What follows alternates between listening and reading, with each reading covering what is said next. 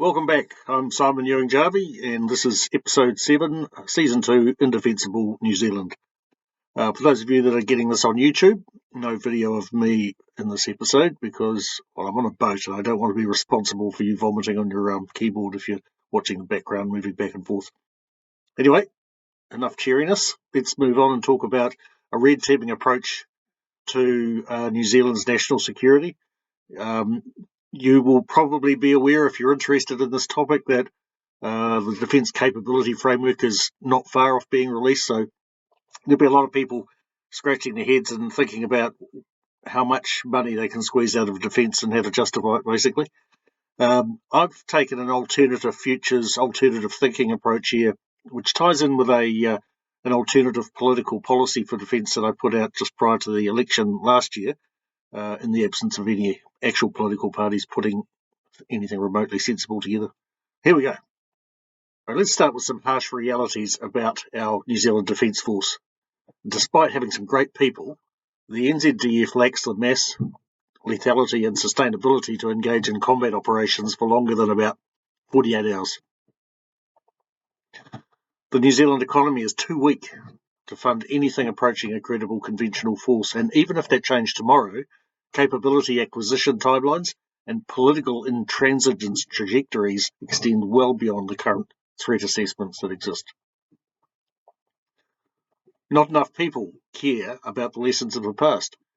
Many say, lest we forget on Anzac Day, and then they do forget about national security for the next 364 days. Politicians, therefore, are not under any pressure from voters to improve the defence of this country. Now, I've taken a modular approach. If you think about the mnemonic PPPS, and those of you that are watching this on YouTube, you'll be able to see the diagram that I've put up there. So 3 Ps: people, protection, and projection, and the S for sustainability. So that's really about focusing and leveraging defence strengths and dispersing its weaknesses across the whole of government. Now, people are the foundation. Everyone says that, but effective action is defeated by the multiply by zero effect of self-cancelling policies. The most urgent need for the NZDF is mass. The NZDF, in my approach, will be a force of 30,000, with most of those being reservists. This will grow over time through a standby reserve. Protection: we're a small nation, and we cannot afford to waste life in training or in operations. A parallel priority with that of building mass is enhanced force protection capabilities, starting with enough weapons for every service member, not the current minimalist sharing arrangement. Projection: the NZDF must be deployable. We sit on a group of islands in the middle of nowhere. We have to be able to move our force. It must be able to transport itself, protect itself in transit, and fight when it gets to its destination. The rapid deployment force in my model will be a whole-of-government capability based on the NZDF, but including other government agencies. And sustainability: any force that is raised and projected must be sustained. That means people, equipment, and supplies. In a small country like New Zealand, we cannot afford to have duplication of services, nor the Defence Force distracted by non-core tasks. Here's 5 principles for force planning. 1. A much larger, reserve-dominant Defence Force. A rapid upscaling under this principle of the reserve force with focused operational roles. A force of 20,000 within 3 years rising to 30,000 over 6 years is possible. Full-time personnel will provide a substantial rapid deployment force and cadre functions. That's training, taking care of equipment, etc. The second principle is force protection and protected mobility. We must protect our people and their families with the best personal equipment and vehicles designed to survive attack. Improved intelligence, surveillance, target acquisition, and reconnaissance capabilities, as well as defensive weapon systems. Principle 3. Reduce the cost and the length of defence acquisition cycles. We need an entire government focus on dual-use technology. That's things that can be used in a civil and a military role. Sovereign capabilities, that means we can build it here, must be developed wherever possible or where it's deemed mission critical. Because if we need it and it can't get here by aircraft or ship, well, self-defeating, isn't it? Financial management will be reformed and the whole of government purchasing will be the norm. Principle 4, the NZDF must be capable of unimpeded force protection. Unimpeded force protection, and that rapid deployment force and any resupply and reinforcement to it must be able to be done with adequate protection by New Zealand assets. The force must be capable of fighting its way into theatre in partnership with others. The fifth principle, if the NZDF doesn't need to do it, they shouldn't. The NZDF will focus on its core task of fighting and winning the nation's wars. All other capabilities are secondary and derived from warfighting. Non-core activities such as youth programs will transfer to other government agencies. Now, if you're like most Kiwis, you probably think, well, we haven't really got much of an interest in war. Well, let me tell you, war has an interest in you, and it's coming. So how could we grow this force? People are the foundation, as I said, but the most urgent need is mass. The Defence Force will need to implement and report on measures relating to recruitment. This is report to government. Recruitment, re-enlistment, including bonuses for re-enlistment, lateral recruitment from other forces, voluntary national service uptake and retention. Voluntary national service, which was the subject of my previous episode, will be introduced from 2025. So New Zealand citizens and permanent residents, and perhaps those on a special entry visa specifically for the purpose of VNS, may volunteer for full or part-time service in any one of the arms or services of state, defence, police, fire, etc. And in return, enjoy such benefits as student debt write-off or accelerated pathway to citizenship.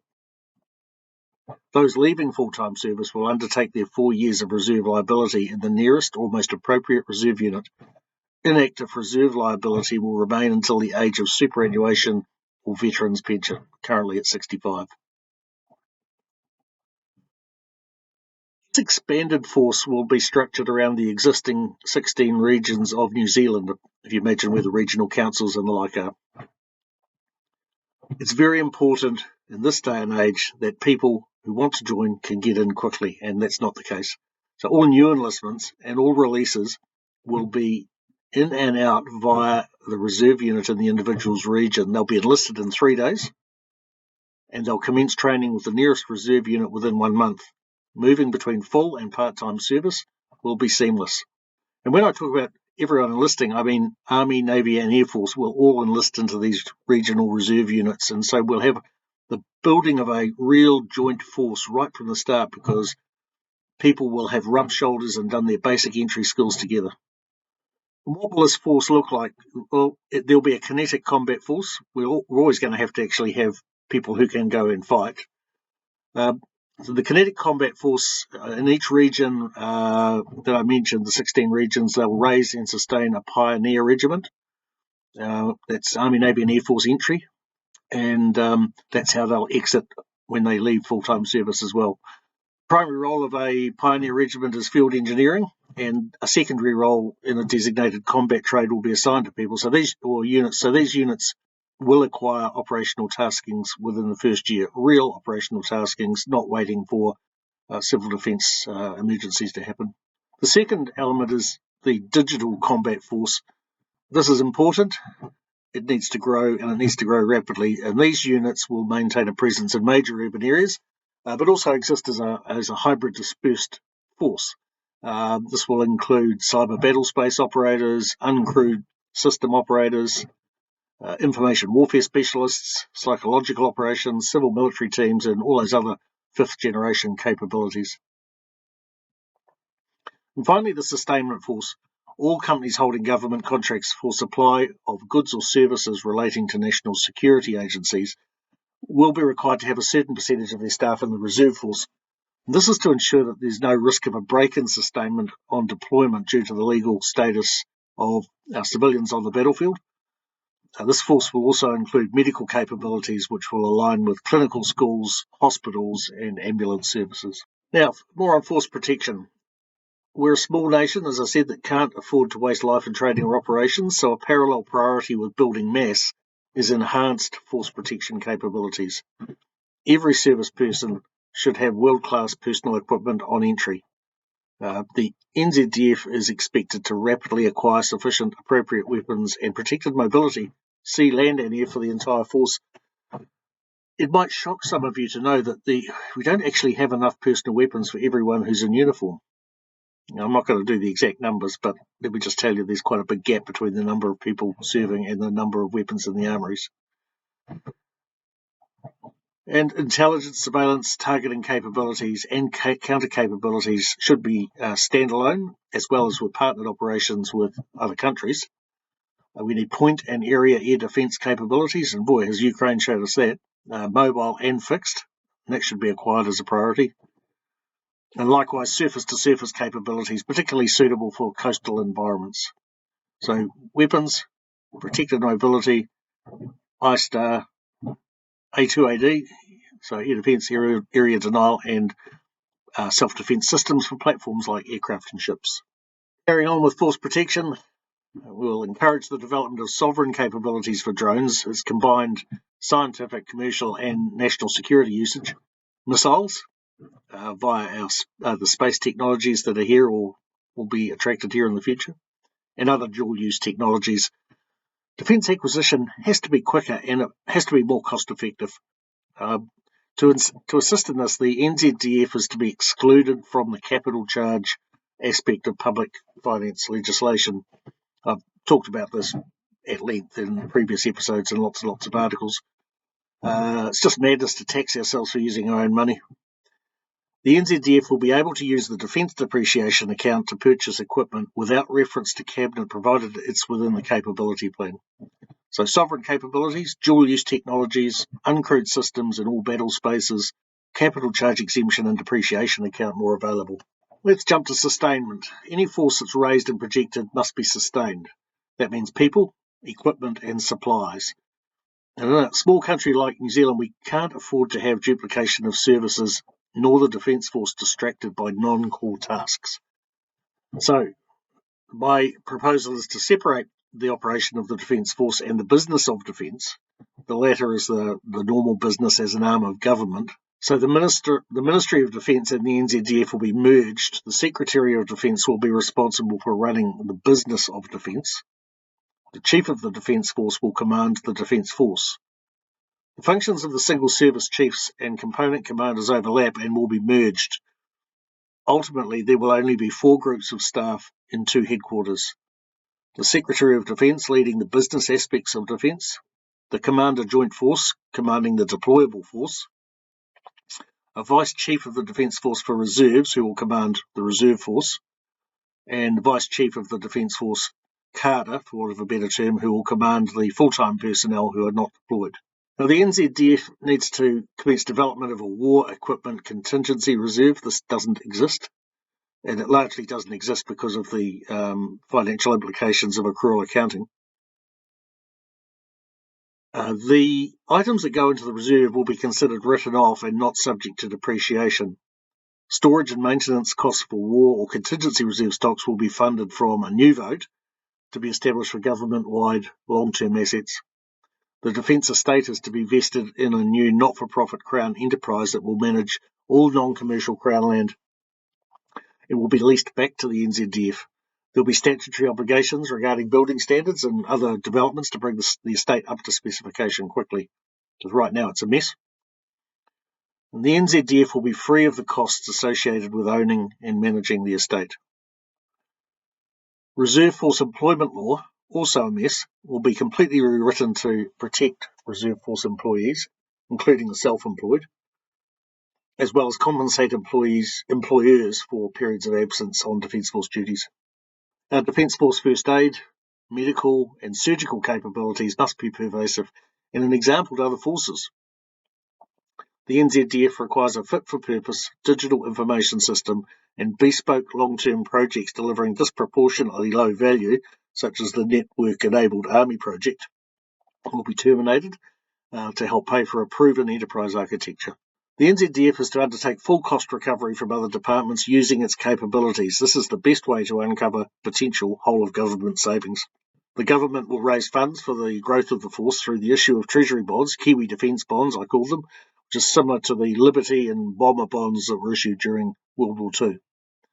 Agencies that contribute to protecting New Zealanders, such as Coast Guard, surf lifesaving, ambulance and rescue helicopters, will continue to operate under current structures but will be fully funded via the NZDF Reserve Force vote. So what can you do if you support a stronger defence force? The creation of a new whole-of-government approach to national security is long overdue.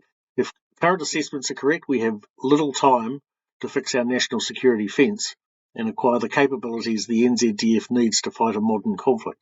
So talk to your friends and neighbours. By explaining the concept to others, you can build a wave of support. Ask them to discuss this on their social media feeds. Raise it with your local Member of Parliament. Ask the MPs, the mayors, the councillors to support defence. Share these slides or audio links with them. And encourage family members. Get them to, especially younger ones, excited about the possibilities for them and their friends. Get the topic trending on their social media.